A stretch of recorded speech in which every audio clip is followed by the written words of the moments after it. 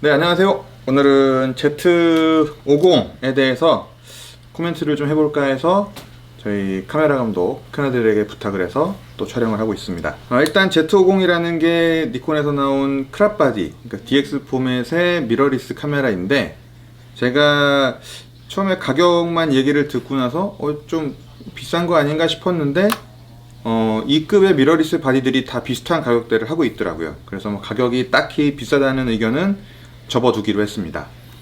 지난 며칠간 사용해 보면서 느낀 점들을 조금 말씀드려볼까 합니다. 먼저 외관을 좀 살펴봐야 하는데, 프리뷰 지난 영상을 통해서도 말씀드렸지만, 이게 렌즈가 평소에는 이렇게 들어가 있다가, 잡히나요? 네. 네. 평소에는 이렇게 들어가 있다가 렌즈를 촬영할 때 이렇게 해서 꺼내서 사용하는 방식입니다. 그래서 뭐 출사 나갔다 하면은 아예 이렇게 꺼내 두고 다니시겠죠, 보통.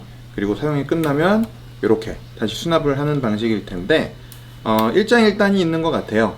그래서 편리한 거는 전원을 따로 쓰지 않기 때문에 전원을 껐다 켰다 할 때 따로 전력 소모가 적다는 거가 장점이겠고, 단점이 있다면 전원을 켠 다음에 한 번 더 액션이 있어야 촬영을 할 수 있다는 거가 단점이 되겠네요.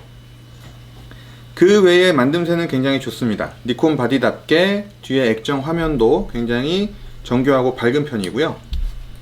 그리고 뷰파인더 역시 EVF 전자식 뷰파인더인데 화질이 굉장히 좋은 편입니다. 그리고 외관적으로 봤을 때 제가 옆에 Z6를 가지고 왔는데 중요한 점이 하나 있어요. 뭐냐면 제가 Z6 리뷰를 할 때 그런 얘기를 한 적이 있습니다. 여기 둘 다 잡히나요, 감독님? 네. 네. 어떤 얘기를 했었냐면 Z6에 케이지를 달고 놨더니 Z6 같은 경우에는 틸트 액정을 펼 때 돌출부, 그러니까 펴도록 설계된 돌출부가 아래쪽에 있어요. 그래서 손가락을 끼워서 빼기가 너무 힘들어서 제가 액정에다가 절연 테이프를 이용해서 이렇게 손잡이를 별도로 만들었습니다. 잡히고 있나요? 요거? 네. 잘 잡히나요? 네. 네.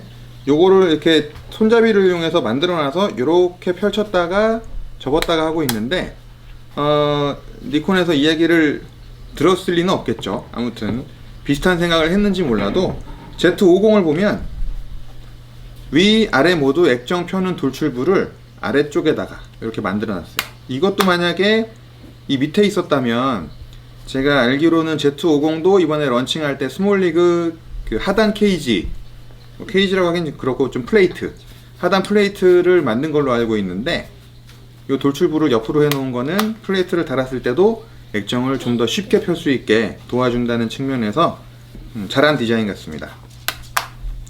그리고 이 작은 바디 안에도 이렇게 플래시를 감춰놨다는 거 굉장히 애교 있는 선택이죠. 네. 그리고 외관상으로 봐도 굉장히 잘 만들었다는 게 보입니다.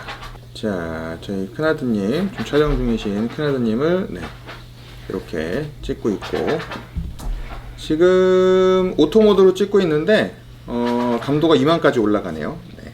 그리고 이런 보급형 바디에 핫슈를 달아주는 게 활용도 측면에서는 핫슈가 있는 게 좋습니다. 외장 마이크를 달 일도 있고요. 여기에 또 작은 조명, 뭐 리트라 토치라든가 이런 LED 조명 작은 것들을 달 일들이 있기 때문에 그런 확장성 면에선 핫슈가 있는 게 좋습니다. 더불어서 카메라 회사 입장에서는 액세서리를 한 가지라도 더 파는 게 이익이 되기 때문에 그런 이익 측면에서도 스트로보의 확장성을 여지를 주는 거죠. 그렇게 하면 필요한 사람은 사서 쓸 테니까, 그런 측면에서 스트로보 핫슈를 달아놨고, 여기 보시면은 시도 보정 장치가 있습니다. 그래서 뷰파인더 촬영을 주로 하시는 분들은, 저희 댕댕이가 바닥을 긁고 있네요. 뷰파인더 촬영을 주로 하시는 분들은 여기 있는 시도 보정 장치를 돌리시면서 자기 눈의 시력을 맞춰서 사용하시면 되겠습니다. 그리고 이 모드 다이얼 돌리는 게 있는데, 이 돌리는 동작감이 굉장히 좋아졌어요.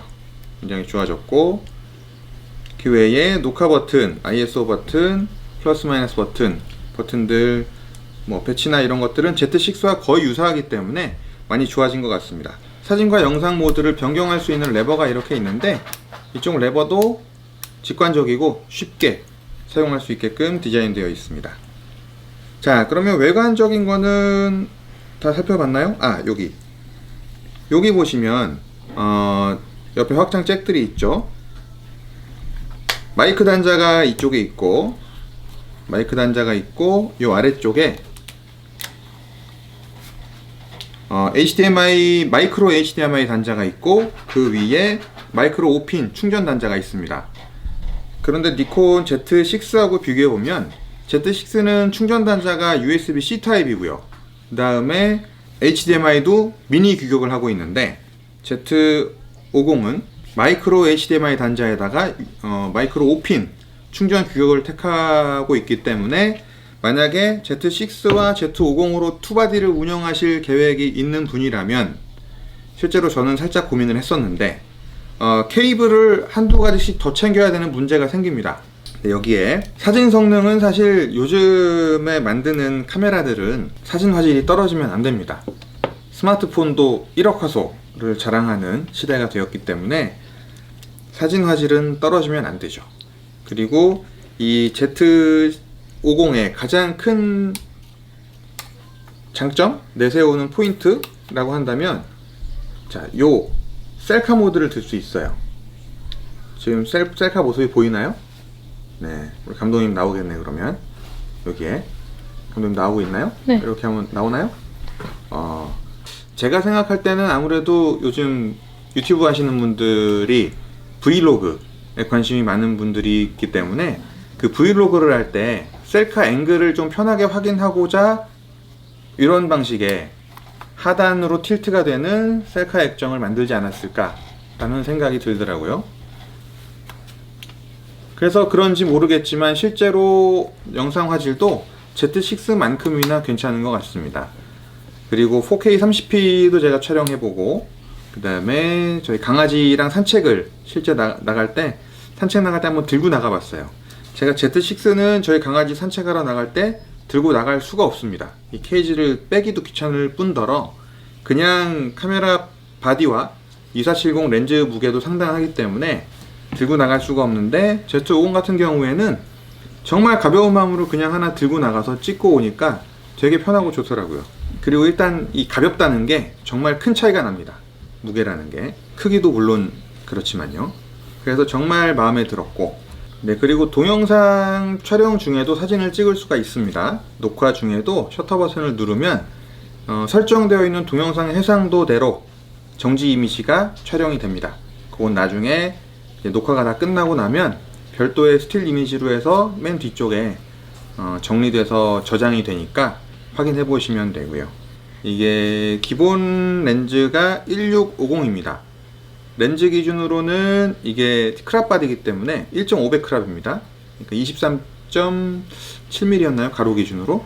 그러니까 캐논의 M6 같은 바디들보다는 CCD가 약 가로 세로 1mm 내외 정도씩 제가 큰 걸로 알고 있는데, 조금이라도 더 큰 센서에 크롭 바디라는 거는 어쨌든 장점이죠.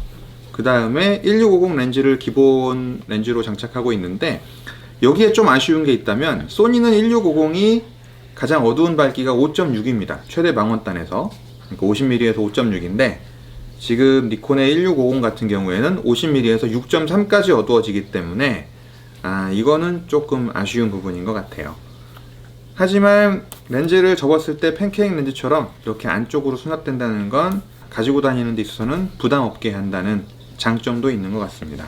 그리고 이제 실제 촬영을 할 때 1650하고 같이 나오는 렌즈가 50에 250, 50에 250 렌즈인 걸로 알고 있는데, 그 렌즈 같은 경우에는 두 렌즈 다 구비를 하시면 좋아요. 특히나 저처럼 아이들을 이제 키우고 있는 집에서는 아이들이 유치원에서 재롱잔치나 발표회를 할 때가 있습니다. 근데 그때 보통 엄마 아빠들이 다 핸드폰 가지고 이렇게 팔을 쭉 뻗어서 최대한 줌을 당기고 하는데, 그럴 때에도 망원 렌즈를 가지고 250mm 렌즈 가지고 저는 최대한 뒤쪽이나 아니면 그 1, 2층으로 나눠져 있는 공연장에서 아이들이 발표회를 하는 경우엔 2층에 올라가서 했던 기억이 많이 나거든요. 그렇게 하면은 최대한 우리 아이를 근접해서 망원으로 당겨서 찍을 수 있으니까 굉장히 좋았던 기억이 납니다. 이제 뭐 이 정도 카메라면은 그런 걸 담을 때 정말 부담이 없을 것 같아요. 4K 30p로 세팅해 놓으시고 아이들 공연하는 것 같은 걸 찍어 두시면 나중에 볼 때 정말 좋을 것 같아요. 큰아이가 유치원 다닐 때까지만 해도 FHD 정도면은 굉장히 좋은 화질이었습니다. 지금은 뭐 FHD는 핸드폰으로도 너무 쉽게 찍을 수 있는 해상도가 되었고, 심지어 스마트폰에서 8K 동영상도 찍을 수 있는 시대가 되었으니까요. Z50 굉장히 뭐 야무지게 잘 만든 바디인 것 같아요. 그리고 가격대는 제가 처음에는 좀 비싼 거 아니야? 라고 생각을 했지만 다른 회사들에서 만든 비슷한 급의 카메라들을 보니까 더 비싼 것도 있고 비슷한 가격인 것도 있는데, 어쨌든 요즘 시세가 이런 것 같습니다. 카메라 시장이 날로 줄어들고 있죠. 최근 발표 자료를 보니까 10년 사이에 카메라 출하 대수 기준으로 거의 시장이 90% 줄어든 것 같은데, 그렇다면 결국 카메라 회사들은 출하 수량당 판매가를 높이는 전략을 택할 수밖에 없겠죠. 그렇게 돼서 카메라 가격들은 점점 올라갈 것이고 점점 고급화 추세로 갈 게 불보듯 환한 상황인 것 같습니다.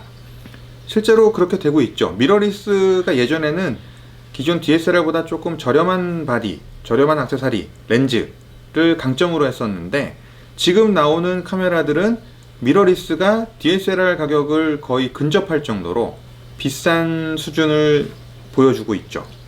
그런 걸 봤을 때는 앞으로도 미러리스 가격은 계속 오르겠구나 라고 하는 걸 예상해 볼 수 있을 것 같습니다. 제가 사실은 뭐 Z6를 만져본 다음에 Z50을 만져보는 입장이어서 이거 괜찮은데? 굉장히 뭐 만족스러운데? 라는 느낌을 기본적으로 말씀드렸지만, 그래서 오히려 디테일한 걸 제가 못 느낄 수도 있습니다. 근데 만약에 디테일한 기능이나 이런 게 좀 궁금하신 게 있으시면 댓글로 남겨주시면 제가 또 테스트해서 말씀드리도록 하겠습니다. 요거를 비교해 보려고 어제 제가 이마트에 가서 일렉트로마트에 있는 캐논 바디들을 한번 쭉 만져보고 소니 바디들도 만져봤는데, 그리고 또 지금 찍고 있는 카메라도 알파 6500이지만 알파 6500이랑 비교해봐도 뭐 손색 없을 정도의 성능을 보여주는 것 같습니다. 한 가지 좀 아쉬운 거는 소니처럼 전동 렌즈가 좀 나왔으면 좋겠어요. 소니 지금 촬영 중인 렌즈가 18150 렌즈인데, 우리 아들 감독님 그 전동 줌 렌즈 써보니까 어때요? 좋아요? 편해요? 모르겠어요. 모르겠어요? 모르겠답니다. 많이 안 찍어봐갖고.